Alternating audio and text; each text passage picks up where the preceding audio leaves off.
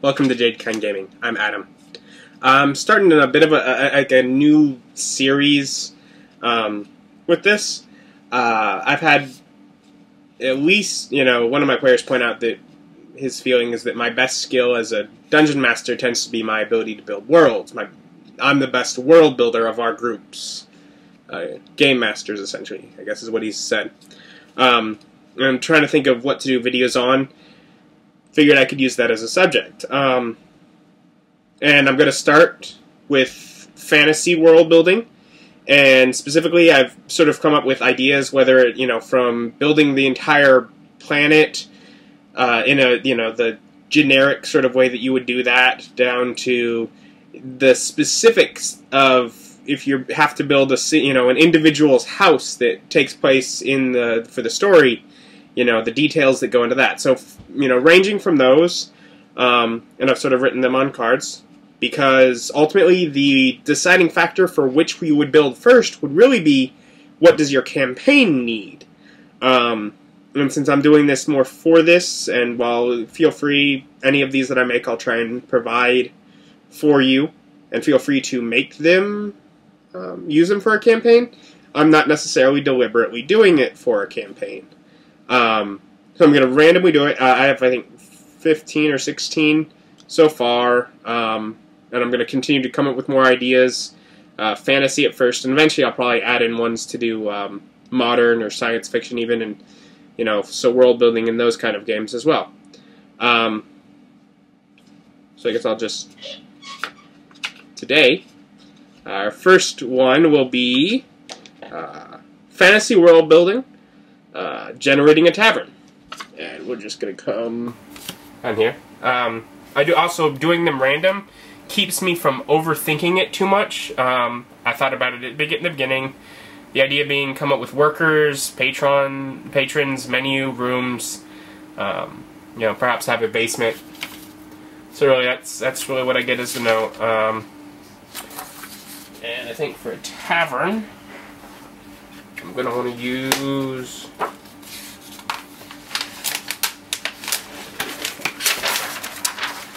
that graph paper, which this is a very large sheet. I got graph paper at one point. I got a good deal at Hobby Lobby, and so it's what I ended up getting. But really, it does not need to be this big, especially for something like this. Of course, like I do with these, you could always print out your graph paper online too. A lot, before I had this graph paper, it would have been. If ever a room needed to be this big, I would just, essentially tape them up or set them next to each other. I guess you can kind of tell the graph. Anyways, but with this size, I just sort of fold it over anyways, and because even just storing it all ends up all warped because it's too big to store properly.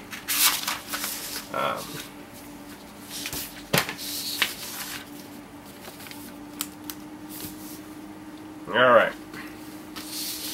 So I guess what I need to do, sort of decide, is the general layout. I'm going to just start with on the graph paper with pencil. And I'm going to ultimately do it as if 4-foot squares. Well, really, you could put the door wherever. I want to throw it into nearly a corner. Maybe have 5-foot recess. And 15 feet back, and from there I'm going to have 10, 15, 25. It's going to be a counter. And this room is going to continue back there. I'm going to throw and continue this counter up here some ways. The counter's not quite taking up that full space, so I'm leaving a little bit of gap. It's not quite 5 foot deep. That's always sort of the weird thing, but usually I make things 5-foot measurements anyways, even just because, whatever, it's easier, I suppose.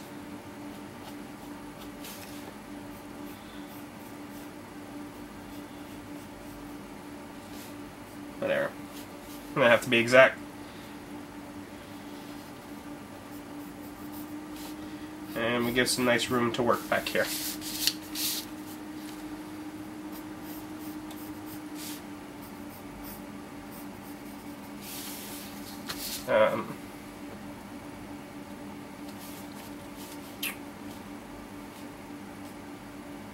I put a first table there, and the table's gonna.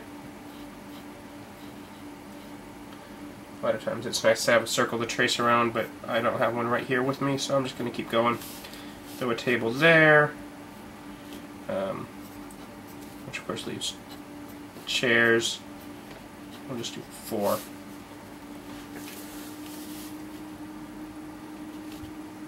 That's kind of, you can make it more packed or more open, is always a possibility. Just based on how close together you put things. Are people all running into each other all the time? Or is it sort of an open space where there's plenty of room between tables? I'm going to go with a little bit in between.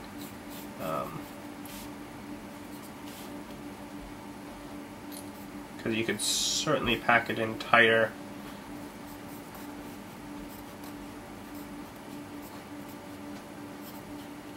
Especially if you were to rotate every other one of these, so chairs from this would go in between there, and you'd actually have to weave between them, which essentially would make it entirely difficult terrain kind of environment. I'm going to space that out a bit more. And on this one,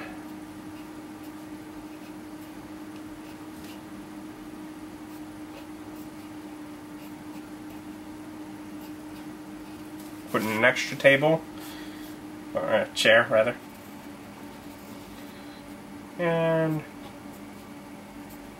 of course if you're going to do that, that chair had to come from somewhere. That's always something to think about. I'm going to fit one more in right here.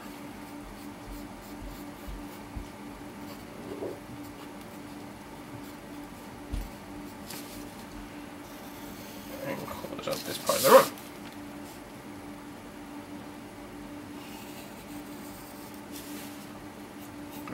Counter right there.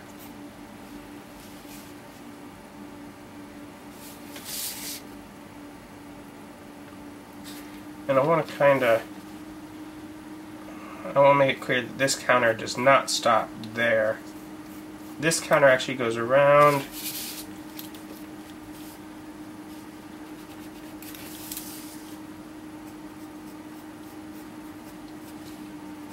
and stops like right there.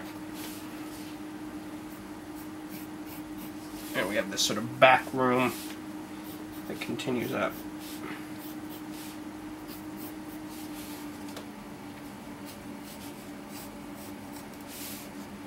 And this square right here can be a separate room. And I sort of left this sort of gap, you can kind of tell, in between tables, where that puts a perfect spot for a door here.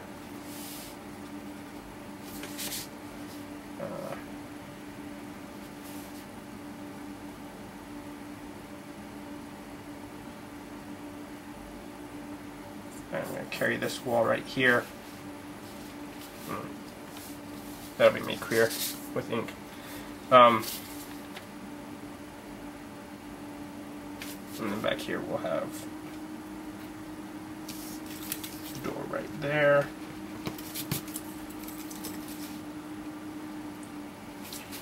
So back here I want to have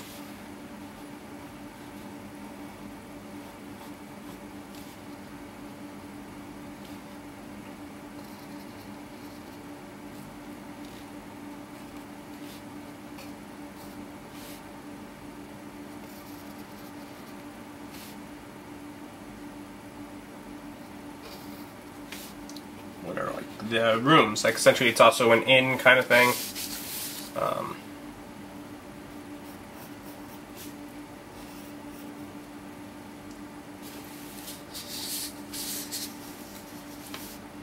And we'll just put a few.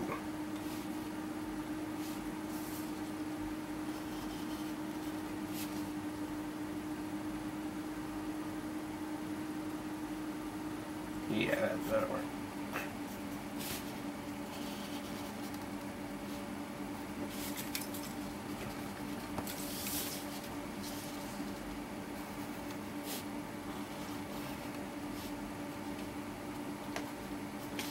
So you got, what are 3 that are 15 by 15, a 15 by 20, and then 10 by 20 here, and then we got this little hallway that connects them all.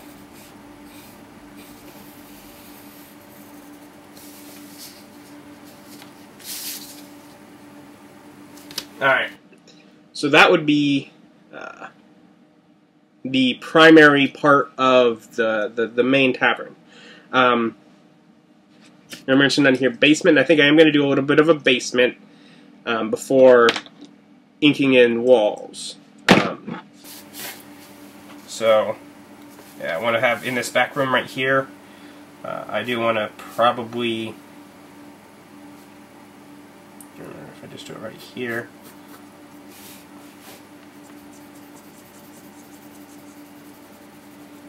you just can't tell, stairs. And then I have, this big old sheet. So probably what I would do is I would decide how big the basement is. And I think I want it to be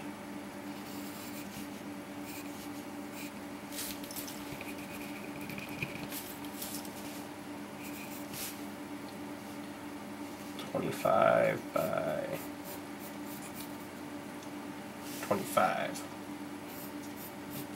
So it's not under the entire building, it's just this little bitty section under it.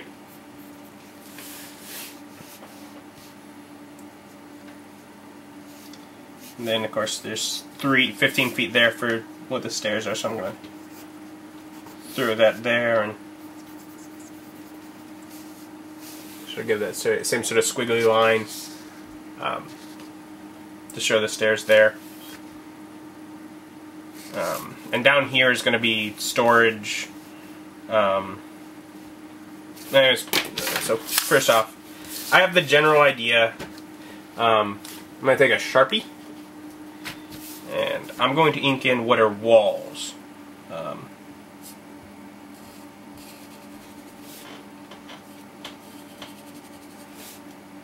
So I remember that, because otherwise all the lines tend to look alike.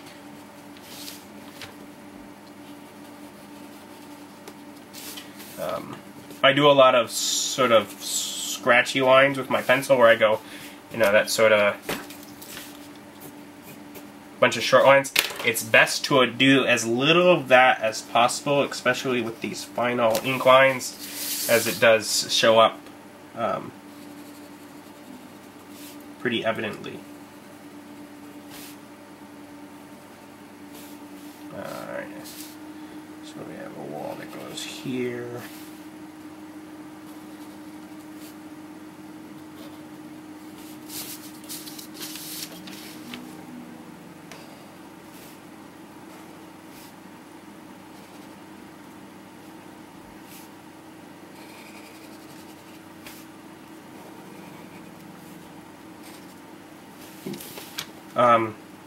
And with the Sharpie, it does make it a bit difficult if you want to add doors later. Usually, I would actually stare at it for quite a bit longer in its pencil form, and make sure that my decision is in fact final. One of the big reasons I wanted to do this, though, is also because I have this sort of weird thing. Ooh, good thing I noticed that. I don't want the counter to go all that far. The counter should stop there. So that would be how the workers would get around back to the counter. Anyways, because, this wall just goes up to this counter, and likewise, this wall doesn't have a door, it just sort of opens up once it's back here. So it's more of a facade kind of wall.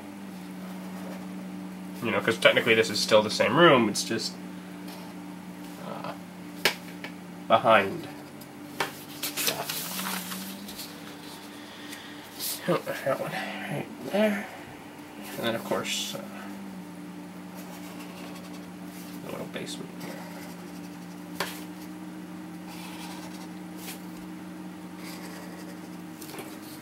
Likewise, I happen to keep a bunch of colored Sharpies. I'm thinking a pretty good one right now would be if I just grab brown. And just sort of make the countertop and tables and all that brown.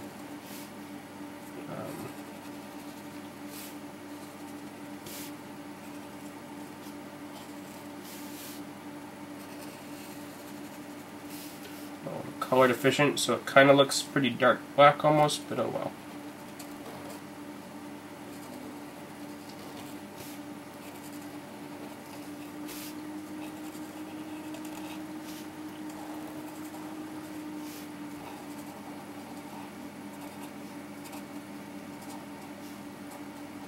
You know, clearly with how I do the chairs, I mean, you don't have to make it all exact. It's sort of the idea being that you're making sure you remember what's what.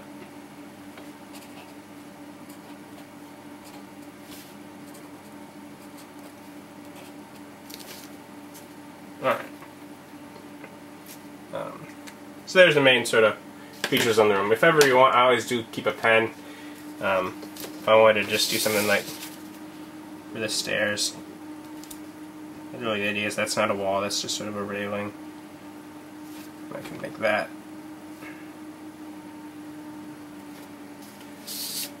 A bit easier to see there with pen.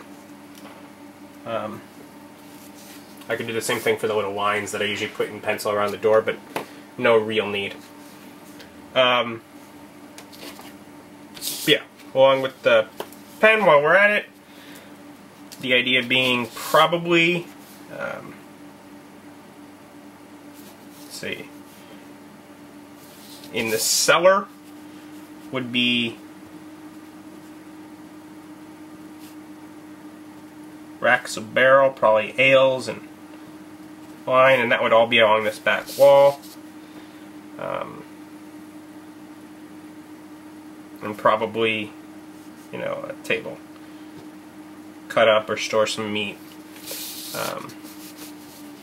You see, I kind of leave space all around. Forgot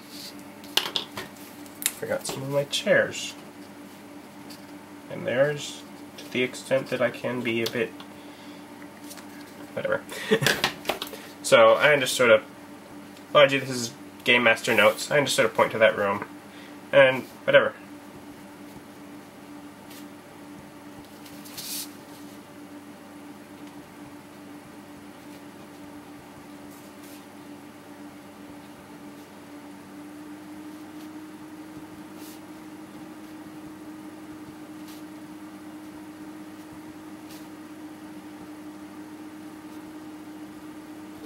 The reason you'd have an underground room would be it would be colder, and just sort of put a note: storage for beer and ale as well as meat. And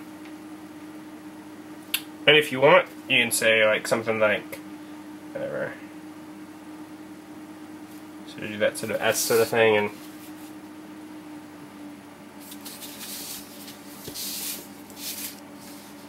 if you say your town has sewers, you can say right there.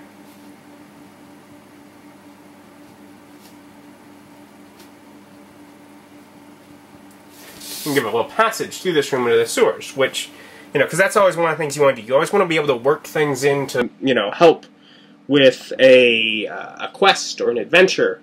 How can it be used to make things exciting? How can it, you know, how can you work, especially, I mean, I'm doing this without knowing what the story is. So I want to try and put some things in there that are, you know, fun, that are essentially things to pull from. You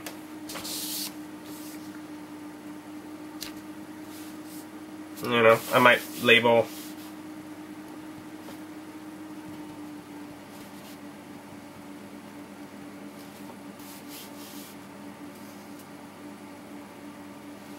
there's in rooms.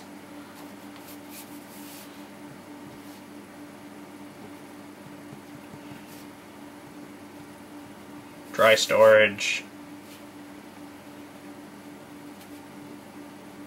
Kitchen area. And I think the fun thing would be to note is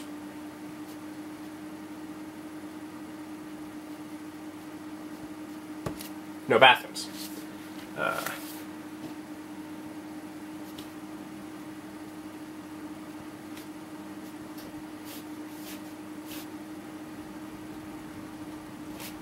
Perhaps at this inn, I mean, it's sort of a medieval inn. I mean, you know, there's no plumbing. They'd have to, you know, take it and throw it out if, you know, if you go to the bathroom there. They tell you not, go somewhere else. You know, go next door. You know, they might have one that would be for personal use down in the cellar, but, you know, because they have access to throw it in the sewer right there. But, you know, if you don't got sewer connections, bathrooms in a medieval time aren't fun.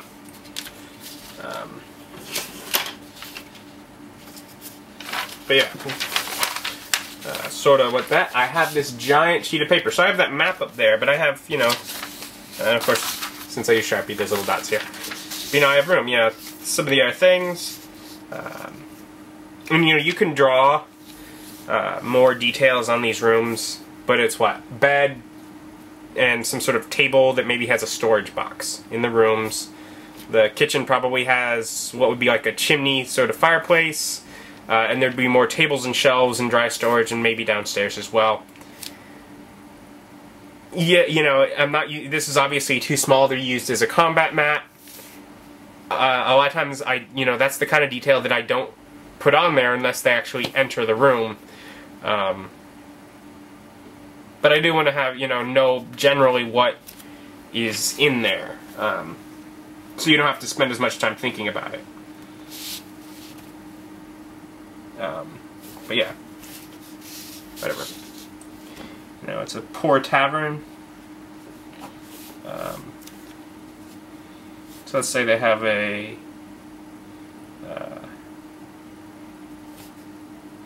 have dry bread.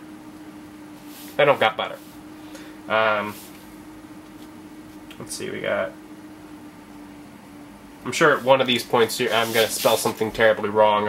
Spelling is one of my weak points. Let's say they got cabbage and carrots and either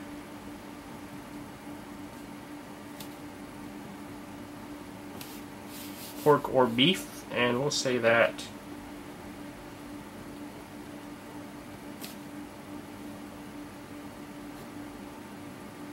they only have one of those at a time. Probably also some sort of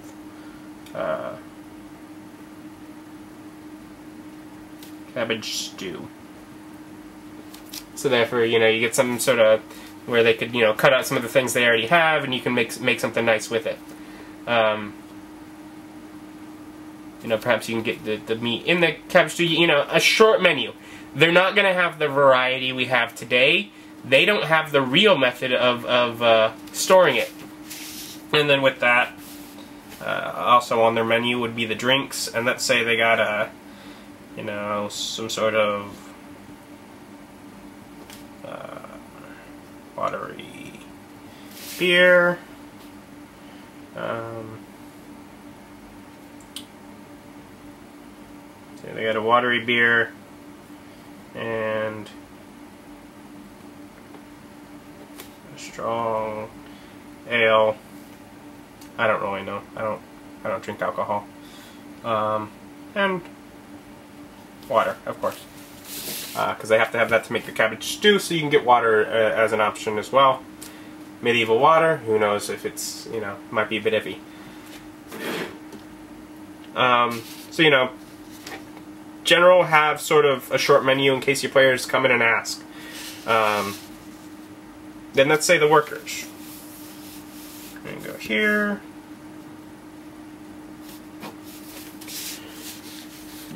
And let's say owner is Carlston, and he is going to be a human, since it is a fantasy setting. We like to take note of that.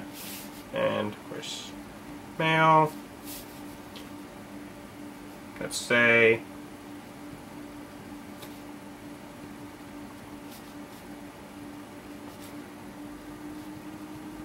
Dark brown hair, tan.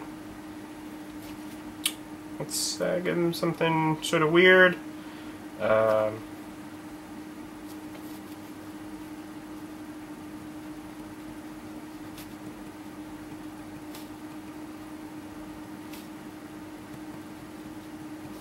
let's say he's missing his left index finger.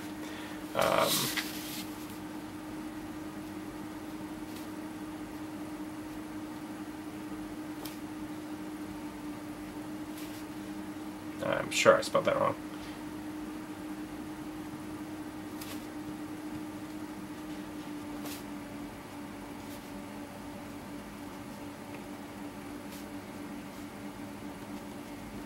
And let's say he's a bit gruff, but he sort of changes that sort of attitude for a customer that spends a lot of money. And let's go with a second worker. And let's call this one Sarah.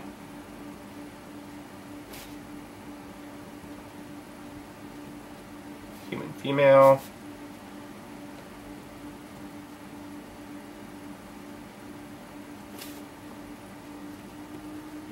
Working for Dad. Sarah's Carlson's daughter. And let's give her light brown hair.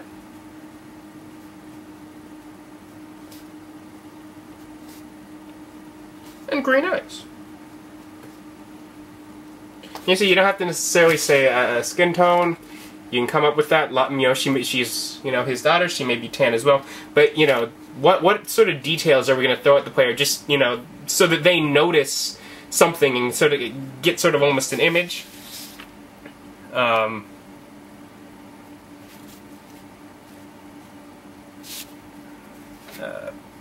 let's I'm gonna have to cut off any body parts on her like we did Carlson.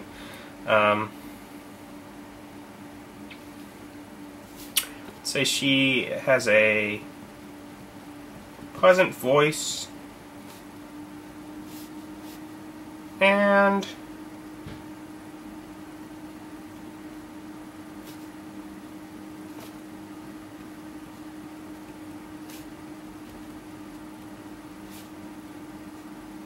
that she moves very quickly through the room. She's probably the one that's going out to all the tables, doing the waiter kind of thing, while he would probably be in the back. So she's, moving quite constantly, and she's, pretty good at navigating between the chairs. So, we know who works there, we know what's on their menu, we know how many rooms are available. It's not really designed as an inn. But, it clearly could, has that capacity to some extent. They had the extra space, so that's what they decided to do. We know who works there, and patrons. Let's, this can be very vague, but we do want to kind of, give an idea of who's in there. Because, the player may never interact with these, but let's say there's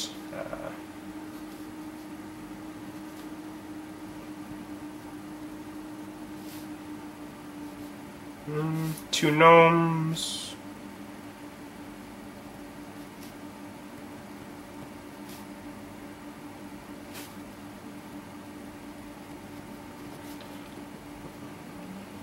I really need to learn to speak while I write. That would be very good for this. 2 gnomes that are overly drunk and talking loudly about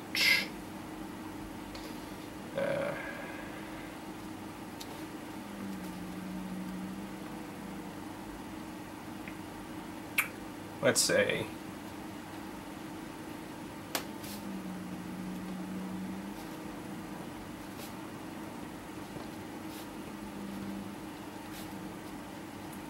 they're bragging about creatures they've killed in the woods to each other. And let's put a little note here.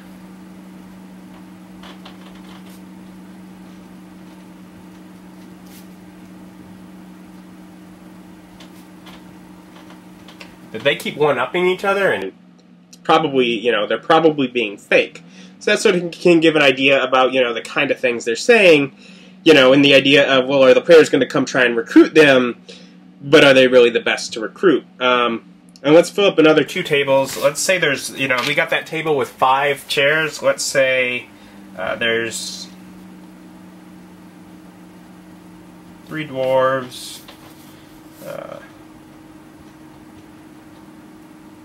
1 gnome, and 1 human.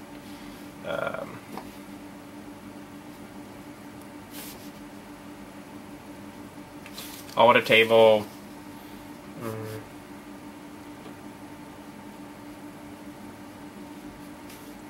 Say they're gambling.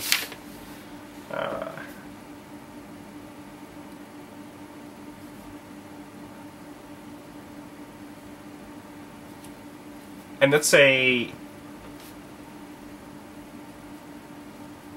if approached, they are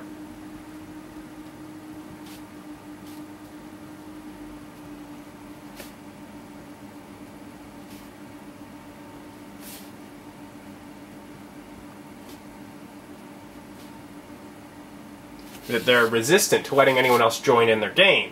Whether that means that, that they're just friends that are, not taking it serious, or that all of a sudden they sort of get hushy and they're like, no, no one else is allowed, that they're conspiring at the area. If they get quiet and they're sort of resistant to that when someone approaches the table, that can, that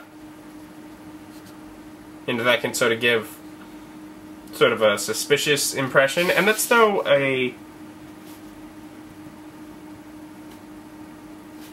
elf in the back table. Let's make him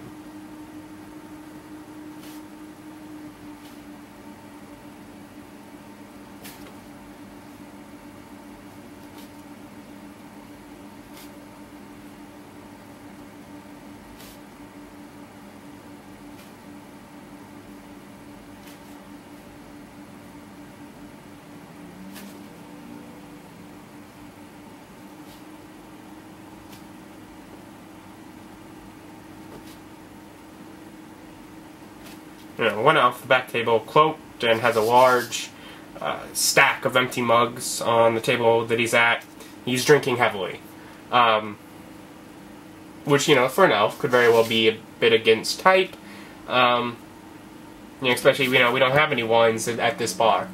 So, that's not what he's drinking. He's, so something's up with that, whether it's, he's going through heartbreak, or, he was raised by dwarves. Who knows? But sort of that gives sort of, that suspicious character that would be back at this table up here. So there gives enough, really, the player can walk in the room. You walk in the room as a brown-haired woman hustles by carrying, a tray full of ale.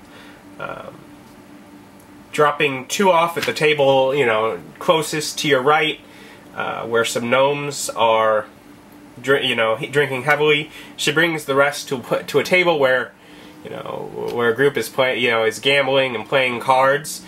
Hurrying back past, she greets you, as you walk up to the bar, and says she'll be with you in a moment. She walks by again, carrying another couple ales, followed quickly by an old, sort of grizzled, gruff kind of looking man that asks you what you want, coming from the back, and she walks to the back corner of the room, dropping a couple ales at a table where an elf is sitting. The gruff man asks what you'd like, and taking your order, offering, if the players ask, what's available, they may not. They may just, they've seen ale, they may just say, give me an ale, and not ask. But if they ask, you have sort of a, a general meal. We got, you can roll a dice between pork or beef. We have pork or cabbage stew. You don't necessarily have to say the other couple. I mean, maybe those are cheaper. Maybe pork and cabbage stew are the expensive one. That's the only ones he's going to offer. If you, you can roll, see, if any of the rooms are empty, if the players ask about a room. And if you need, if you want to start your campaign here, you can say that, they've had, been having things stolen out of their storage area. Investigating it would discover that the passage into the sewers, which would of course lead them, to find out how someone's been breaking in. It's quick. But it's a tavern. And so we need a name for our tavern.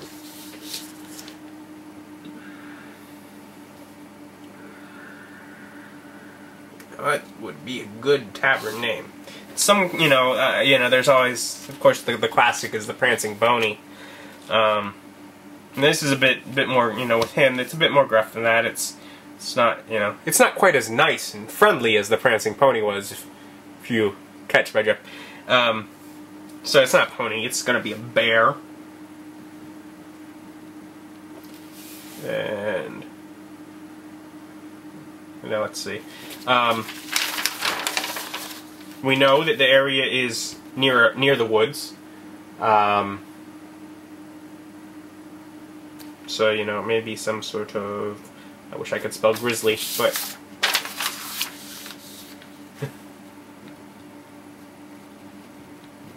maybe that's spelled right. Of course, it's a tavern, so... the.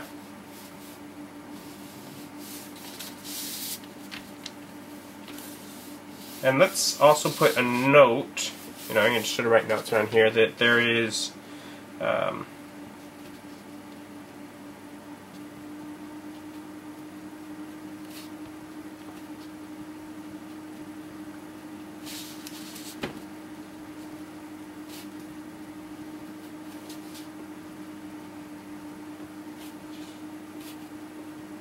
that there is a bear head mounted on the wall behind the bar.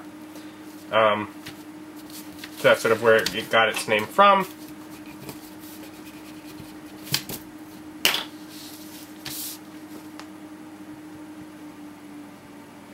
There's the basement, so don't forget. And ultimately you got there a tavern, just sort of on this, what would be, two pieces of graph paper, or I had one large one. So, not quite full world building, but that's, that's still can be, important step here. With sort of the general making an area, making, what could be, you can have an encounter here. It is by the 5-foot squares, so it's set up where if there's an encounter, that works. It's an adventure start. You got the opening to the sewer. It's just a spot that they can stay. It can be set up as a base if they, rent one of the rooms. They can rent that big room at the back of the inn, and it can be the spot where the group, stays for a month while they're investigating something else in town. And of course, the information, of course, the patrons would change during that time. That's just sort of something, for the first time that they enter. The workers would probably end up being more developed over time. You'd learn more about them. And you can just sort of, especially if you do sort of on a big piece of paper, just sort of scratch notes into the margins and all around it. I'll end up with some sheets of paper that look, like the Half-Blood Prince's, textbook, just sort of writing everywhere over time as I use it. Of course, if you do use it as a combat map and you end up drawing, the details of where the bed is and, that sort of layout, then you can, of course, add it over here if it's going to then still be used. Again, later, that way you know what you set up the first time. But you get the general building layout. Because unless if you know something is hidden in the back room at the inn, then you might want to have that room already planned out and know where it's hidden. If it's in between the mattress and the wooden frame, you put a note to that so you know where it is. You don't have to figure it out as you go. Figuring it out as you go works great if you do like an online play-by-post, but the players notice if you're just, it is, the sort of hesitation that I do constantly during this. If you do that during the play, they catch on. Which is fine, to some extent, but improv is a good skill. Not my best, so that's why I plan more than might be necessary, so that I have things to pull from. If all of a sudden I find myself drawing a blank on something, I can point out, something else in the room, or I can pull from something that I've already designed.